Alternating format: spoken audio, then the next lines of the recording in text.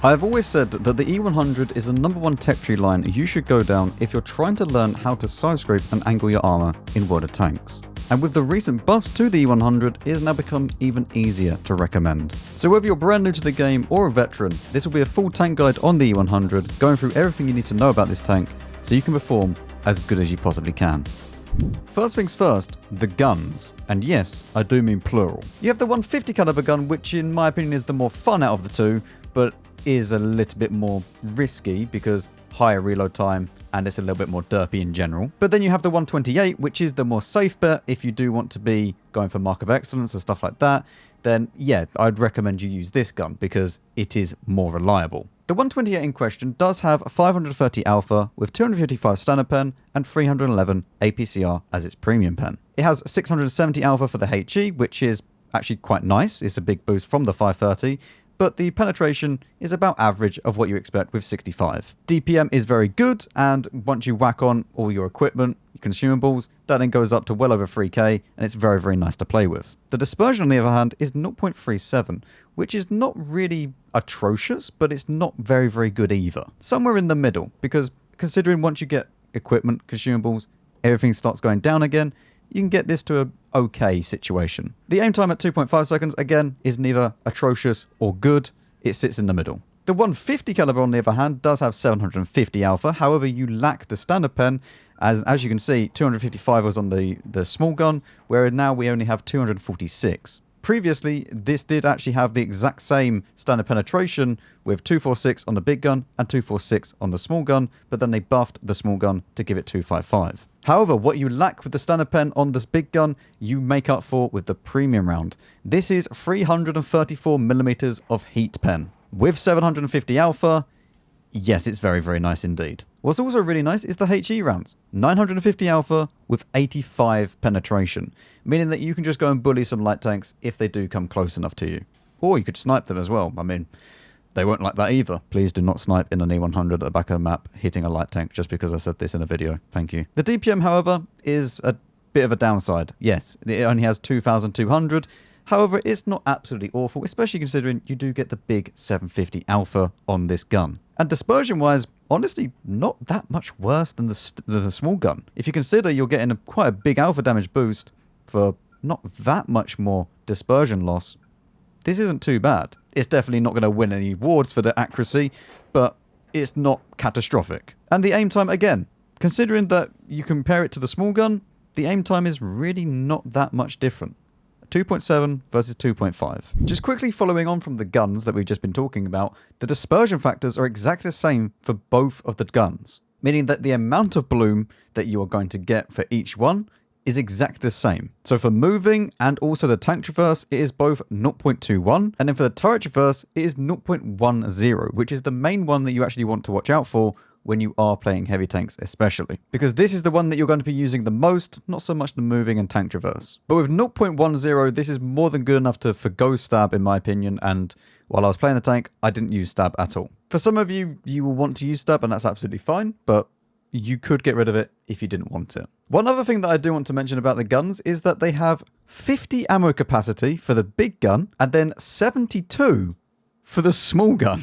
Which means that you're never going to run out of ammo. Or at least you would have had to been firing a lot and consistently throughout the entire game to actually end up running out of ammo. So this just means that you don't have to worry about which ammo choices you choose. There's some tanks in the game where you kind of feel like you're forced to take more premium or less premium or whatever, like one ammo type or another. Whereas with this, you have a lovely choice. And that obviously goes for both guns, not just the small gun with the higher ammo capacity, but the big gun with the 50 ammo capacity as well. Top speed is 30 kilometers an hour. Now, yes, there are some of you out there that will say, okay, this is way too slow, time to whack a turbo on it. I actually didn't use a turbo, but we're going to move on to equipment in a little bit. But turbo is, yes, you can choose it if you want to. If you do use a turbo, even if it's just a standard one, without the slot, you're going to go to 34. And then if you did use the field mod as well, you go to 35. There is a field mod as well, which gives you another 2 kilometers an hour, but we'll talk about that in a little bit. The reverse speed, however, is 15, which isn't actually that bad. I never felt like I needed more reverse speed. I felt like it was quite fast for what the tank actually is. This is a big vehicle, and reversing at 15 feels quite comfortable. Moving on to another important stat, which is the effective top speed. This is 30 against hard and medium. And these are all effective stats that you're seeing right now. So this is just with a crew that doesn't have any skills on them at all and no extra stuff. So it's just a 100% crew, which absolutely everybody can get now because they've done away with anything less than 100%. But having this 30 on hard and 30 on medium means that you can go ahead, choose the right-hand field mod for the first one. However, this then goes down to 28. But with the use of off-road driving, and then if you have frozen arms as well, it then goes away. So yes, you can pick the right-hand field mod. However, be careful if you do pick the right-hand field mod and then you pick a turbo in the correct slot, you are still, even with frozen arms and off-road driving, not going to quite get to 35. But I mean, you're on 34.39, so I don't think you're going to notice any difference, to be honest with you. All you would have to do is actually use food and then bang! 35 top speed. And as you'll also see, even on the effective traverse, if we did use the right-hand field mod, it doesn't really make any difference. Like, you go down a little bit on the effective, but not noticeably so. Like, this is a very, very small amount of decrease in the turning speed for that extra track health, especially if you are going to be using hardening. This is a really, really nice thing to have. You'll see that it doesn't really affect the turning at all. So always, if you can choose this and you don't have any negatives for the effective top speed, always pick this one. It has 20 degrees of gun elevation, which is very, very nice. It can surprise people. I've been surprised by this tank. All of a sudden, I'm peeking over a ridgeline and it just starts looking up at me. And I'm thinking, okay, how are you doing this? So 20 degrees can be quite shocking sometimes to the enemy. It has 7 degrees of gun depression, however, which, because of the height of this vehicle, it can be a little bit of a blessing and a curse. Because there's some times where, because you're taller than most tanks, you actually want a little bit more gun depression because you're almost looking over them. So when someone does come to face hug you, you sometimes just can't get your gun down low enough to actually shoot them because they're lower profile. But then again, if they're face hugging you and they don't have 340 heat or 330 heat, then they're probably in trouble. So yeah, it can be a blessing and a curse. Now moving on to the armor, and why I said that if you don't have 330 or 340 heat, you may be in a spot of bother. Because this tank in update 1.27.1 got a turret armor buff. And I still don't care about people saying, Max, you're wrong about this. I don't think that you should be allowed to just sit there in front of someone and they just don't have a chance of penning you. And I don't really care what people say because I feel like this is a very, very, very lazy game design. Where they've buffed the turret armor now, you're required to have over 300 pen to go through this. And that's on every round. At least with the mouse turret, when it doesn't angle, you can pen it in the cheeks. You can't do that on this tank. And if you're below it, and you can't hit this little T-bar at the very top, good luck. I mean, this is what an IS-7 sees. If it comes to face hug you, it can't see the lower plate anymore, and it's like this, it has a 20-something% chance of actually penning you. It can't pen you anywhere else. And all that you would have to do is just make sure you're driving into him so that he can't depress his gun down low enough and then reverse to shoot your lower plate. And then if you're at distance, then yeah, this just gets even worse because you're going to have the pen drop off as well. And it's not even like, oh, well, the IS-7 just has low pen. Let's take the AMX M454, which has very good premium AP pen. This tank has 296 millimeters of AP pen as the premium round. It's very, very nice. But it's still a 30% chance against this vehicle. And people were saying that it needed this buff. It needed a turret armor buff. If it needs a turret armor buff, you're playing it wrong. I'm sorry. But all that you have to do is just angle a little bit. And then all of a sudden, it's impenetrable. Unless they hit up here. And this is not an easy shot to hit. Because now, it's just a bit idiot-proof. Because even if they're firing premium rounds, as long as they don't have 330 or 340 heat, it's like a 50-50 chance if it's like 315 APCR. And I mean, look, 317 millimeters of pen, and it's a 50% chance on a 60 TP. I think it's dumb. I think it's dumb that they've done this. You should get punished for facing someone directly like this. Because let's remember, this isn't like this tank has no hit points. You can easily angle your turret, wait until the moment's right, you've reloaded, you then quickly turn, shoot, angle back again. That's what you should be doing in this tank.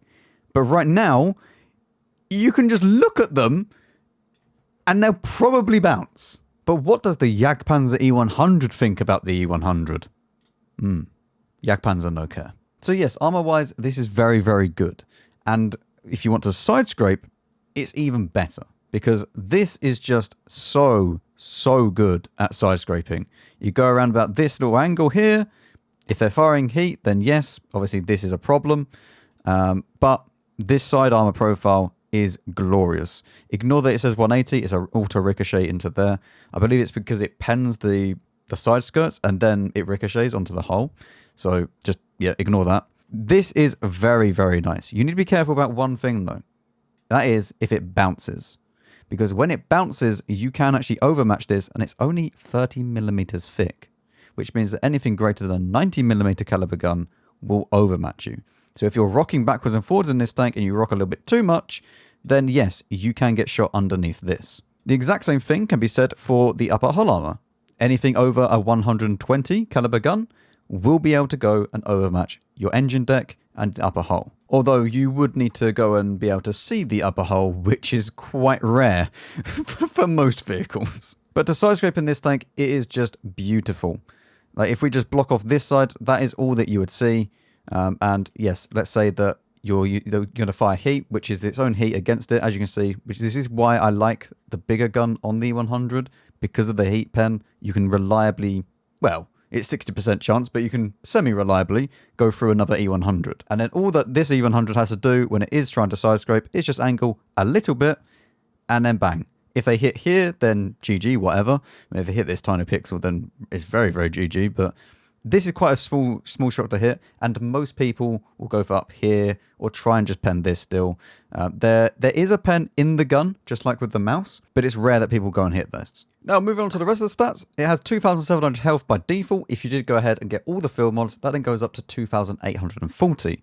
If you then go ahead and put on just a standard hardening in the correct slot, which you probably should do with this tank, you then have 3,120 health. Now, a nice thing about this tank is that it does have the 300 track health, which means that you don't necessarily need to go and choose the right-hand field mod. You could get away with choosing the left-hand field mod, although there really is no reason to do this, because we've already established that it is more than fast enough across all terrain types. But what this does mean is that you can then choose the right-hand field mod and pick experimental hardening tier 3, and you would have 495 track health. Because this tank does have quite an issue with getting its engine knocked out. Pretty much the same as every other German heavy tank. They shoot the lower plate, engine then says goodbye. It can also get set on fire if they do shoot the rear of the vehicle, so you need to watch out for that as well. But also, shooting the lower plate can cause an engine fire as well, so it can have issues. There is the 8 field mod, which does increase the internal module durability, which I definitely recommend you take, but we'll move on to field mods separately in a minute. But then this just makes the ammo rack health really, really nice. Fuel tank health, really, really nice, especially in combination with this. If we didn't choose this and we're just using the standard hardening, it's still good enough ammo rack health and good enough fuel tank health that the field mod alone does help out quite a bit. When I was playing with this tank, I wasn't using experimental hardening, but I want to stress that this is so account-based that it just doesn't matter. If you feel like you're getting set on fire a lot, or you feel like you're getting the engine knocked out a lot, then just pick experimental hardening. Because from account to account, each person is going to have a different story. Like, for me, the 140 gets set on fire pretty much every shot. But then for other people that play it, they don't get set on fire at all. It's mental how drastically different each player has kind of opinions on, yes, this tank has a module problem, no, it doesn't. So pick and choose. If you get your engine knocked out a lot, or you get set on fire a lot, I would choose experimental hardening. Don't bother with anything below tier 3 though, because they're just not worth it. Now, this tank does weigh 130 tons, which is very heavy. Good luck ramming it, is what I'm going to say. Don't do it. It's a bad time. And if you go and choose controlled impact on the E100 as well, it's an even worse time. The slightest touch with this tank means that you'll do like 100 damage. Like, I've butt rammed bat chats before just because they got too close. Like, I just reversed into them, dead. Which is ironic that I reversed into a French tank. But it has the same camo rating as a Continent, and the view range is... I don't even know why it's this good. This is light/medium tank view range in a heavy. I really don't know why it's got this. It means that when you've got all the food consumables, you've got brothers in arms, you've got situation awareness, recon, you have like 450 view range. You don't have to worry about view range at all in this vehicle. Which I wish that they would just nerf the view range on the whole for heavy tanks because there's really no reason for heavy tanks to have this much view range. And lastly, the crew layout is really, really good, apart from the fact that it has 2 loaders. And since we're speaking about the crew, I'm now going to go through the perks that I would choose when playing the E100. And the eagle eye among you might have actually noticed that these are slightly different from what I was actually showing in the intro of this tank. And that is because when I was playing this tank, I didn't change the perks. I just kind of went in and just played the vehicle. I didn't even consider the perks. These are actually perks that I've just been randomly choosing from when I first got Crew 2.0 and then I was messing around with them. So the perks are kind of all over the place when I was playing the tank. But there are only a few things that I've changed. For example, I changed practicality out for coordination because this would make it more viable when we are playing. Because once you do get that, the aim time then goes all the way down. It's very, very nice. Practicality is going to get a buff in the next patch with 1.28, I believe. Even then, I think coordination will still be better choice for this tank. I actually really, really like Mentor because it still carries on increasing your XP even after your crew is fully maxed out. So you gain more crew books or gain more XP towards the crew books.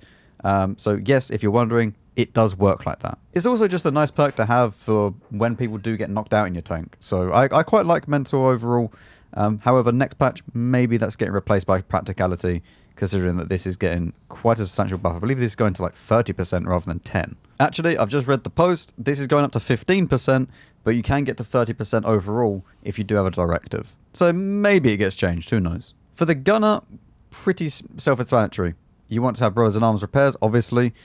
Deadeye, especially if you can use the big gun, this is absolutely lovely. In fact, both guns are really, really nice. This is nice because if you know where to aim, the chances of you actually critting it is increased. So I like to use this on most of my vehicles, actually. If I can get away with having Deadeye, I'm going to use Deadeye because it's just nice to have. Being able to just crit the fuel tank quickly when they're side on and you know where to aim, or you crit the engine, the ammo rack, whatever, it's just super, super nice. Another perk that is really, really nice is actually Designated Target in conjunction with Deadeye. If I can get away with it, which I can't really do in this tank, I mean, maybe I could remove Snapshot, but Designated Target is the other one that I would maybe pick over that because this, in conjunction with Deadeye, you then see what is being crit and you know where to then aim and you're like, okay, fuel tanks are damaged, I'm going to aim there, and the chances are that you won't go and hit the fuel tanks again. So this can be actually really, really nice to have, but I would say for most people, choose Snapshot. It's the more safe bet. Obviously quick aiming and obviously Armour, which are kind of non-negotiable. Concentration is useless, and then Designated Target for most people is useless. However, I did just speak about how I quite like it in conjunction with Deadeye. We then have the driver. We have Smooth Ride, Off-Road Driving, Engineer, and Controlled Impact. Reliable Placement is useless, even if it gets buffed next patch. It's going to still be absolutely useless. And Clutch Braking, while not useless, there's better perks. Although Smooth Ride isn't exactly great either. It's decreased by 4%, but you're probably not going to notice that 4%. And if you really, really do struggle with the bloom on this tank, then just put a stab on it rather than, you know, trying to do this. So Smooth Ride is the only one that I'd replace for Clutch Braking. Other than that, these are all, yeah, these three, just pick them. Engineering is nice because you just go a little bit faster. You don't go super, super fast. It's 1 kilometer an hour. Will you notice it? Probably not. But it's also reduced the penalty to a damaged engine by 20%, which does happen quite a lot with this vehicle. The Radio Operator. Full-fledged Radio Operator, which means you get to choose more than just 3 perks. However, because you're already going to be picking Brothers in Arms and Repairs, you're then only going to be able to choose 4 perks from the list. But those 4 perks are pretty non-negotiable. Situational Awareness, Firefighting, and then Side by Side, and then the last one, maybe Signal Interception if you want it. But the other 2, I don't know why you would ever pick that on a heavy tank. The reason being is that if you did pick Communication Expert, you would have to get 3,150 hit points worth of assistance to then get this perk unlocked, which, while not impossible, it doesn't happen very often. So these are the perks that I would choose. Not really much point of choosing anything else. I believe actually in the intro I might have had this ticked, and I did actually have this ticked while I was playing the vehicle. Yeah, I don't know what my crew was while I was playing this tank. And then finally the loader, or loaders as I should say. I don't know why they didn't just remove the secondary loader from all tanks when they done Crew 2.0, but here we are. Yes, Brothers in Arms, Repairs obviously, Safe Stowage, Intuition, Ammo Tuning, and then Perfect Charge. Nothing else to choose. They're the only ones that you should really pick. Now unfortunately, because it does have 2 loaders, it means that you're going to have these both exactly the same with the layout. However, I don't have my second loader fully upgraded. It's not on the same level. So I actually only have 50% of the perfect charge perk and most of the ammo tuning perk, but I would need to have perfect charge added on top to then get the full benefit of perfect charge. For those of you that don't know, if you only have one loader that has all the perks, you only get 50% of those perks. So it's a little bit annoying. Now we move on to equipment. Now, it's very, very kind of personal preference with this, because there's lots of people that will say, I want to choose this, I want to choose that. I will tell you right now, the best equipment is whatever you feel comfortable with. If you don't want to pick hardening, don't pick hardening. If you want to pick a turbo, pick a turbo. I would say for most people, if you can get away without using stab, remove the vents and choose a turbo and go HP turbo rammer. It's the go-to, it's the best one, it's the meta at the moment.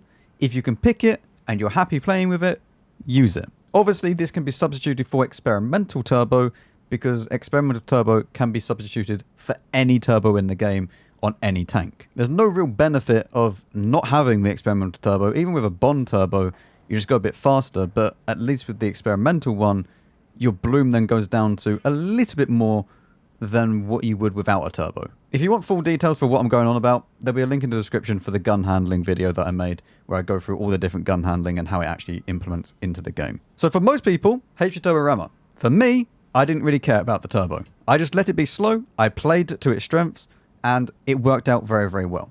Because when you do this, you then have 3.5k DPM, which is monstrous with 530 alpha. You may be slow, but you go at 33 kilometers an hour, because we are using engineering, and we do have the fill mod. But once you get to the battle, you have so much DPM, so much health, that you just out-trade people, and you just keep firing. Most of the time, I would arrive to the battle, I would do the damage that I need for the mark, and then it'll be chasing the damage afterwards, just to try and get a little bit more. If you feel like you're chasing damage too much, then fine, drop the vents, put the turbo.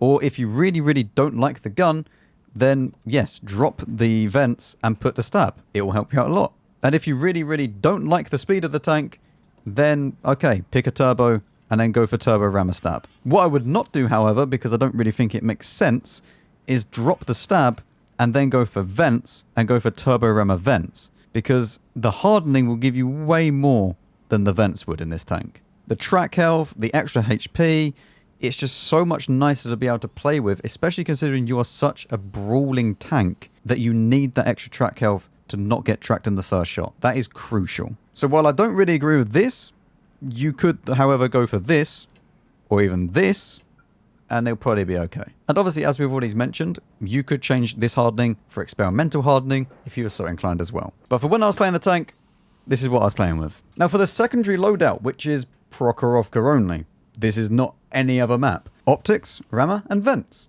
The reason why this is Prokhorovka only is because you are going to sit there in the middle of the map for an eternity.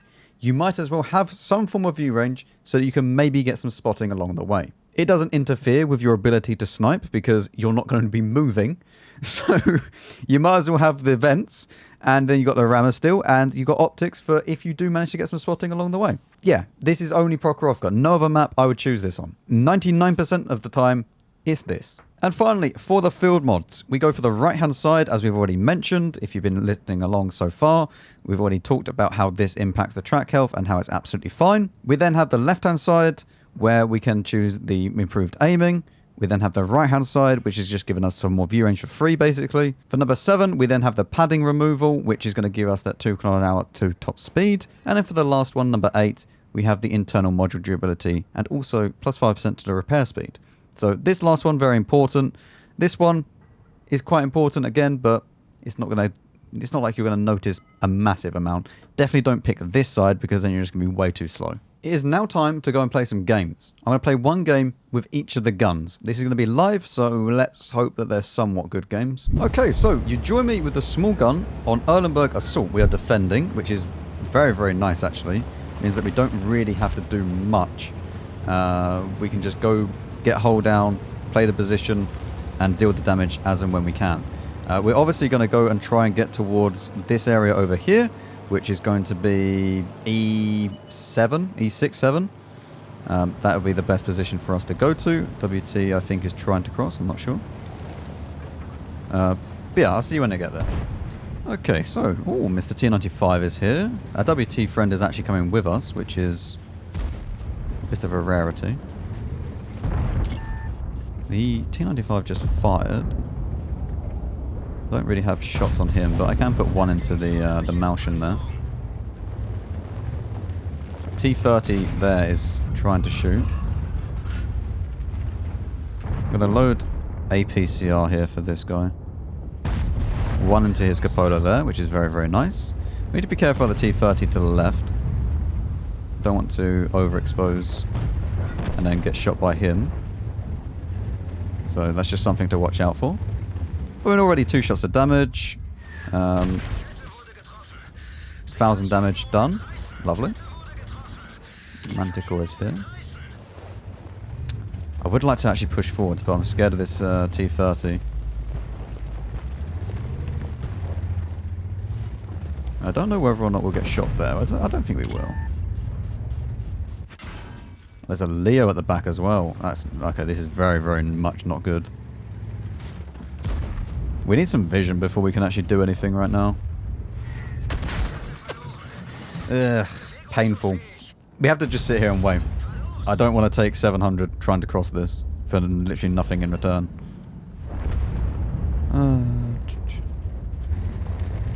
Well, there's Leo. We just get spotted again.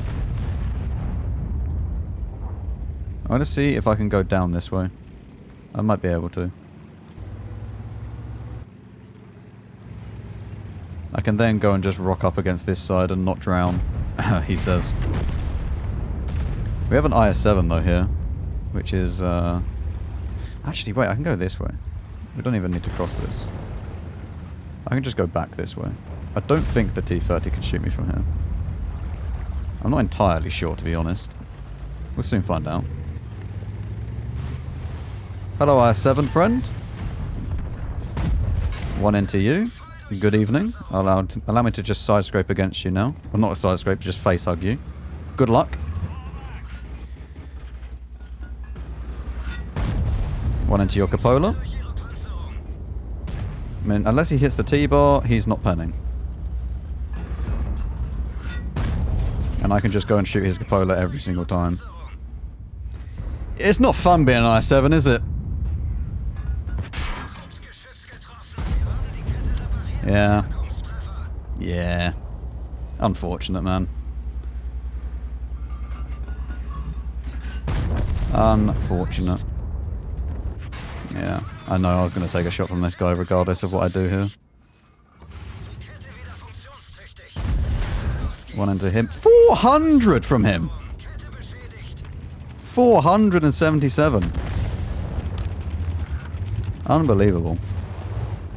Unfortunately, our whole team is back in the corner, which wouldn't be that bad if we had, say, 2 minutes left, but we do have 5.5 minutes left. And that is definitely not good. I need to try and see if I can just bait the shot from this Blitzkowitska here.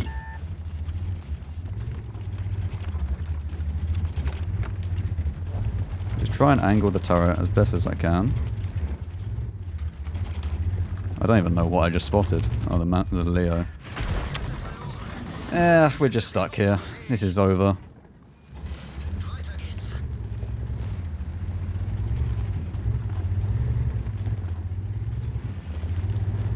I don't actually know if this Blitzkowitz is still here. He's not. Okay. Interesting. Where has he gone? I mean, I'm dead here either way. I mean, we killed the I-7, but... let's just try and cross. At least then we can maybe get a bit safer from the Blitzker. I mean, yeah, the RT fired there, so that's good. Yeah, but this is the issue that I was going to face. No, I can't really see him either. I mean, as long as I stay over here, it might not be too bad.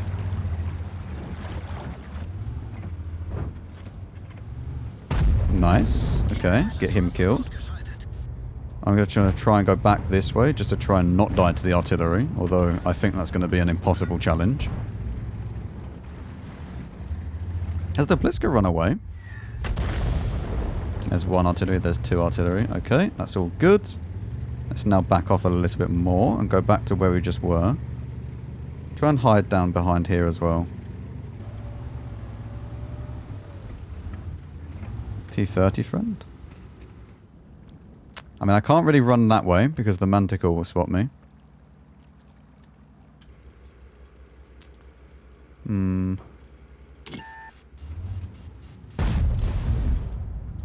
Put one in. Yeah, we're gonna die.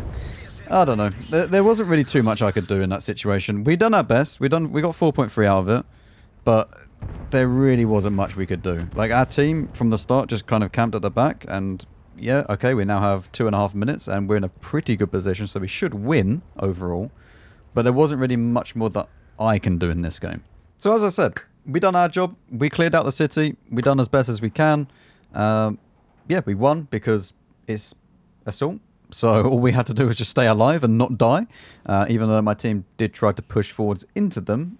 But at least we had artillery at the back, so we didn't lose completely. 4.3, we come top on damage, which is quite surprising, to be honest. But yeah, overall, very, very nice game for the E100. Apply. We are now going to go and switch out the gun, use the big gun, and have some very, very, very big fun. Okay, so we're now on Airfield, which is definitely not a great map, but we'll see how it goes.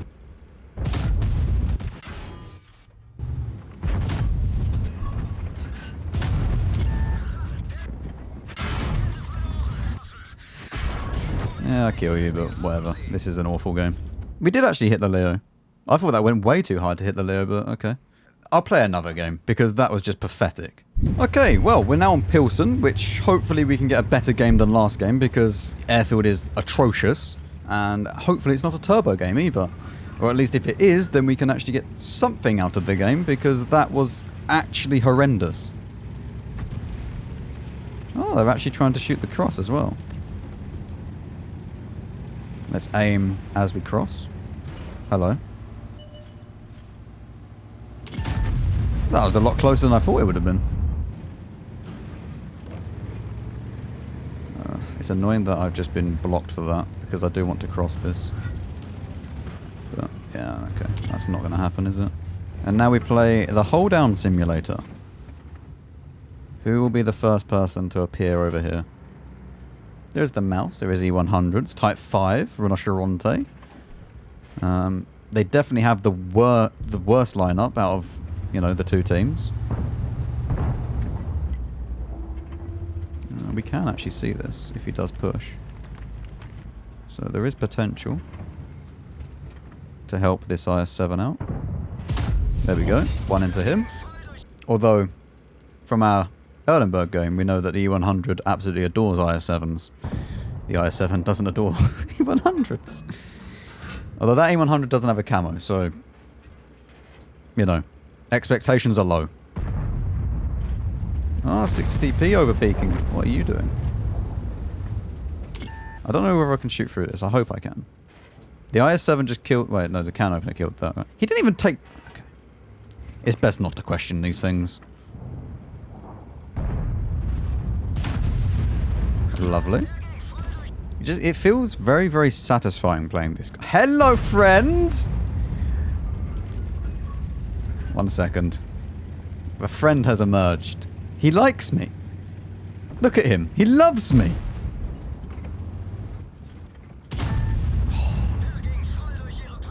We love friend as well. We love any Type 5 enjoyer. Does friend struggle against me? I'm pretty sure he does. I am struggling against friend. What is going on here? I don't even know how that bounced. Did he fire H? Is he using... No, he's not using that gun. Surely not.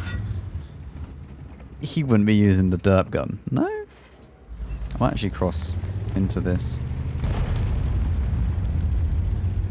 We got one shot of damage done, so... It's a good start.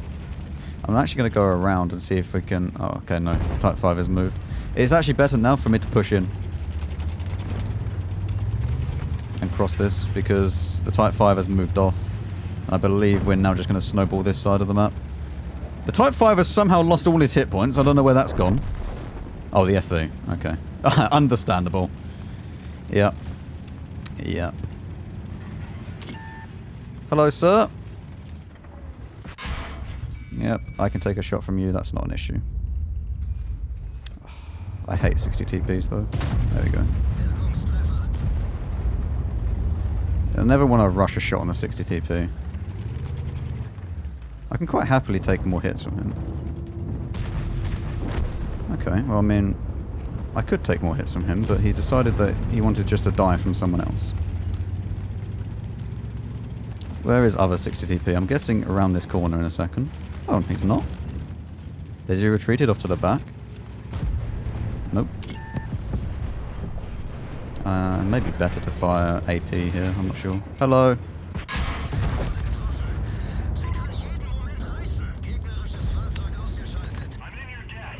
I don't even know. I don't even know what to say. The FE is about to get one... Oh, he didn't even pen. Poor guy. Well, I mean, that 60 TP had a lot of fun, okay? He thoroughly enjoyed his time playing water tanks. I shoot, I bounce, I get ammo racked. Excellent. How was your game? How would you rate this battle? I bet you he's going to rate it a big thumbs up. Jagdpanzer is a bit of a scary tank.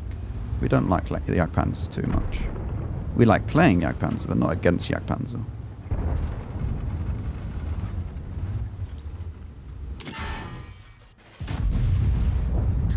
Okay, we now need to back off because the STRV is going to tear me to shreds. And I have no chance of actually spotting him either.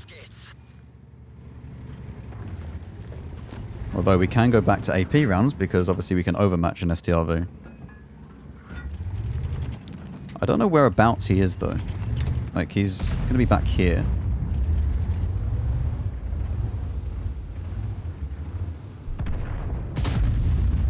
That one missed. It's worth taking a few blind shots. The problem that we're facing now is we could actually lose this game. And there's no one really that can actually spot these. Yeah, this is that's a bit of an issue. Ah. Yeah. That's more than just a bit of an issue. That's a big problem. Okay, Grilla dying is good though. I'm going to go around behind and just make sure that... Okay. Well, we are now not in such a great situation. How do I defend against this? Because I really have no clue. Like, the EBR is a massive problem. Maybe I can get back to C3 or C2. And then go behind that mound. But like, the gorilla still exists. I'm never going to hit him in time either. Don't even know why I was facing over that way. I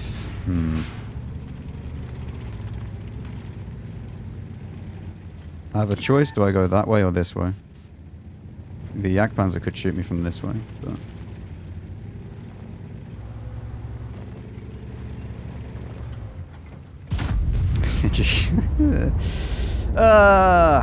oh well.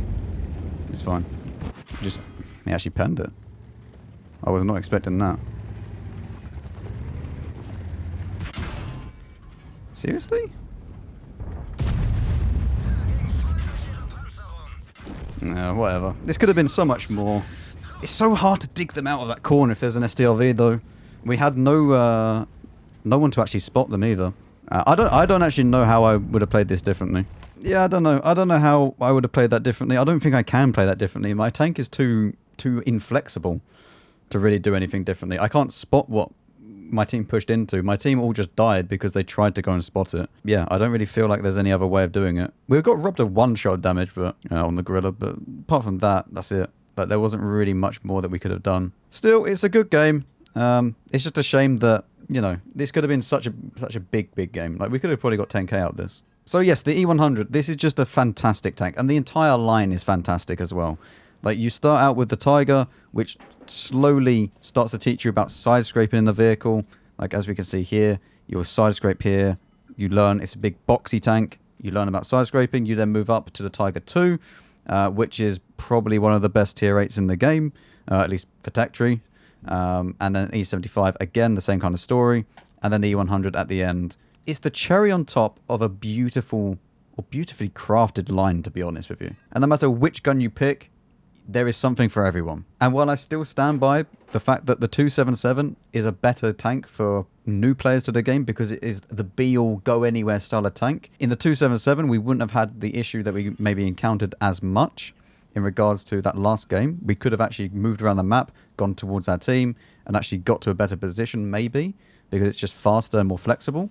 But this is so nice to learn how to play the heavy tank role and just side scraping in general. And then it teaches you other stuff to watch out for on other lines. For example, if you play this line, you then know that, okay, to side scrape, I need a pretty flat side and pretty flat front, and then I can side scrape. If you then go ahead and do the 277 line, say, afterwards, you then learn that, okay, this has a pike nose for the IS-3, I can't side scrape as well. So this line, it teaches the newer players a lot more about the game and about how heavy tanks work. The 277, on the other hand, is just a lot more flexible in every single way. So, I mean, between those two, you can't really go wrong with either line that you go down if you're a new player. Because, yeah, this thing is absolutely amazing. So if you did enjoy this content, then make sure you leave a like and also leave a comment down below. It all helps out with the YouTube algorithm. Even if the comment's just saying hello or I enjoyed, it's more than good enough. Check out some of my other content and also subscribe to then have notifications when I next upload. See you all in the next one.